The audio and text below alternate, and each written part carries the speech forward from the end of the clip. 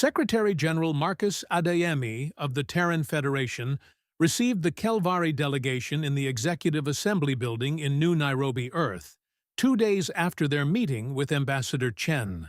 He was a tall man, broad-shouldered, somewhere in his late 60s, with the manner of someone who had spent his entire adult life making difficult decisions and had long since made peace with that fact.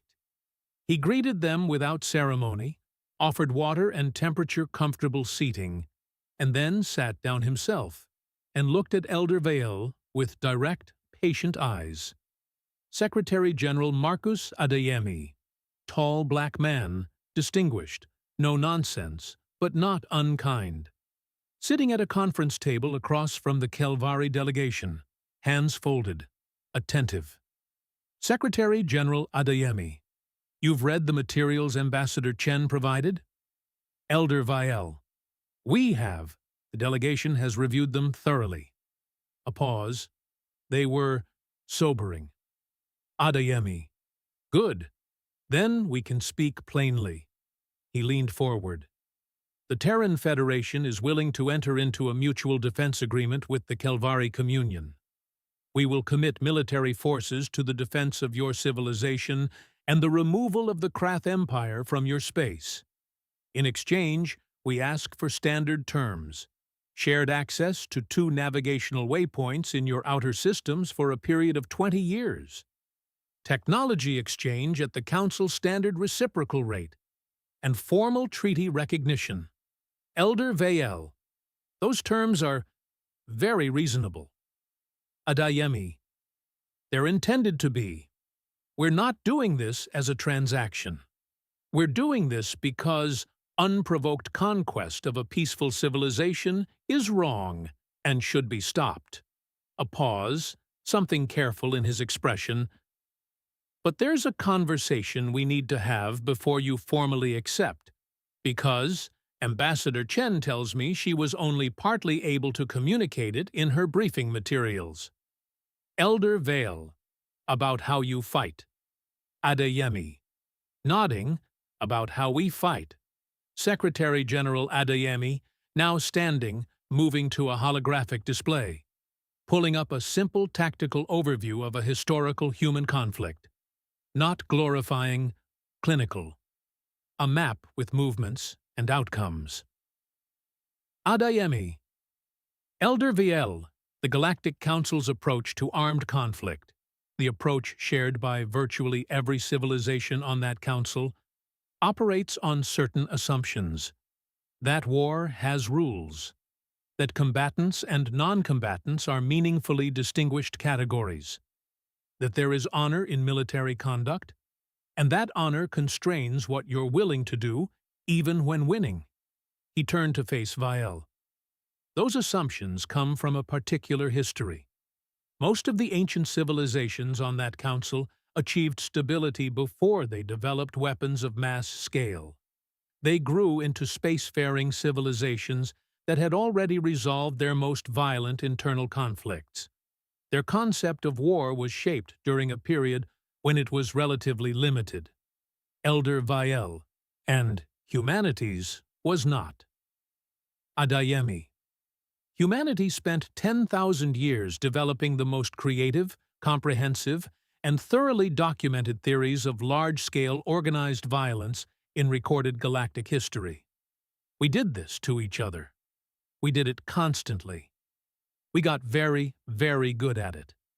His voice doesn't change in tone, no pride, no shame, simply fact.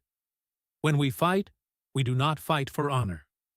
We fight to win. There is a difference. Ambassador Chen, standing to one side, watching. She has seen this conversation before. Her expression is serious, but not apologetic. Adeyemi, what that means, in practical terms, we will attack supply lines. We will target command infrastructure.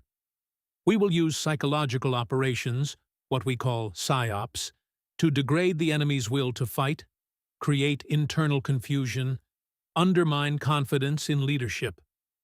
We use electronic warfare, cyber intrusion into enemy systems, deception at every available level. We will hit hard, unexpectedly, and in ways the enemy has not prepared for. We will not announce our tactics in advance. We will not observe symbolic ceasefires that serve no strategic purpose. We will not preserve enemy military assets out of respect for their tradition or honor. If the Krath Empire, at some point in this conflict, gives us a clean opportunity to end it quickly and decisively through an action that is brutal but effective, we will take that action.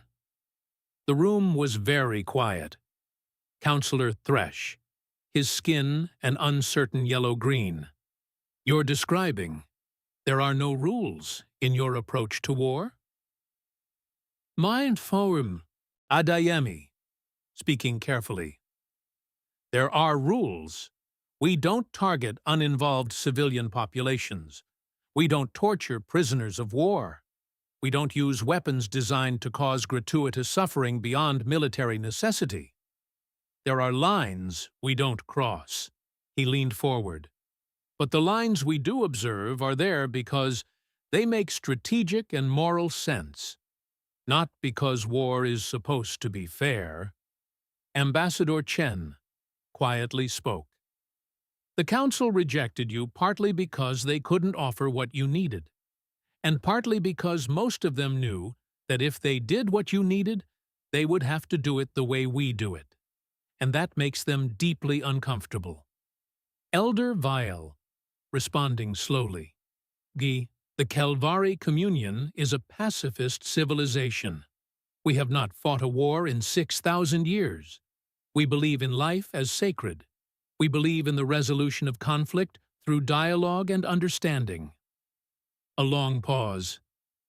And our people are sitting in labor facilities on a Krath station right now.